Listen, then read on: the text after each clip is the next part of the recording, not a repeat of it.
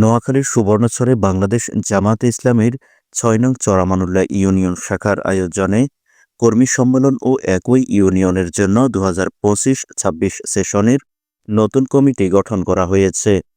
গতকাল শনিবার সকালে ইউনিয়নের বগারবাজার সংলগ্ন জামায়াতের চরামানুল্লাহ ইউনিয়নের নতুন কার্যালয়ে ইউনিয়ন সেক্রেটারি মোহাম্মদ রাশেদ উদ্দিনের সঞ্চালনায় এবং ইউনিয়নের সভাপতি ফয়সাল বিন মুস্তফার সভাপতিত্বে প্রধান অতিথির বক্তব্য রাখেন জামাতের নোয়াখালী জেলা শুরা ও কর্ম পরিষদ সদস্য অধ্যাপক শেখ শাহাবুদ্দিন।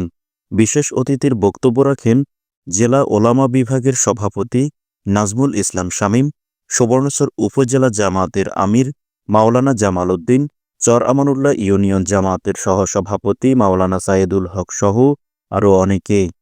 অনুষ্ঠানে ৬ নং চর আমানুল্লাহ ইউনিয়নের ২০২৫-২৬ সেশনের নতুন কমিটিতে ফয়সাল বিন মুস্তফাকে সভাপতি, মোহাম্মদ রাশেদ উদ্দিনকে সেক্রেটারি এবং আব্দুল জব্বার রাকিবকে বাইতুল মাল সম্পাদক করে ও অন্যান্য পদের সদস্যদেরকে নিয়ে একটি পূর্ণাঙ্গ কমিটি গঠন করা হয়।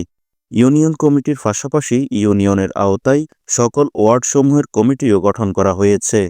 অনুষ্ঠানে প্রধান অতিথি আলোচনা করার সময় জামাত কর্মীদেরকে কাঁধে কাঁধ মিলিয়ে ঐক্যবদ্ধভাবে কাজ করার জন্য উদাত্ত আহ্বান জানান। আল্লাহ তাআলা বলছেন, ইয়া আইয়ুহাল্লাযিনা আমানু কুলু ফিস সিলমি কাফফা, তোমরা পরিপূর্ণভাবে যারা ঈমানদার ইসলামে পরিপূর্ণভাবে প্রবেশ করো। পরিপূর্ণ জিনিসটা কি? আপনার আয় ব্যয়, আপনার পোশাক আশাক, আপনার পরিবার নীতি, আপনার বিবাহ শাদী, এই সব কিছু ইসলামের মতো করতে হবে। তা আমাদের প্রথমে আমরা যে জন্ম হই, আমরা যে সন্তান জন্ম হয়, তার পিতামাতার বিয়েটাই তো সহি হচ্ছে না, বলেন হয় কি না? হচ্ছে না, কারণ আমরা দেনমোহর পরিশোধ করার সিস্টেম করতে পারিনি। এজন্য জামাত ইসলামী রোকন করার আগে এটা নিশ্চিত করেন, হয় আপনি পুরোপুরি পরিশোধ করেন, না হয় আপনি ব্যাংক অ্যাকাউন্ট করে আপনি সহি শুদ্ধ হন, আপনার দেনা পরিশোধ করেন স্ত্রীর কাছে। এটা হচ্ছে সবচেয়ে বড় ঋণ।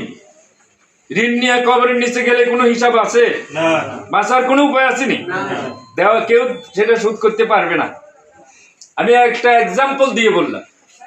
সম্মানিত ভাইরা আমার, জামাত ইসলামী এবং বিএনপি আওয়ামী লীগের মতো এটা কোনো এরকম দল না যে আমরা কে কোন পদ পাইলাম, কোন পদে গেলে কি পাবো, এটার কোনো সম্ভাবনা আছে? Mohammad Redwan Hossain, MK TV।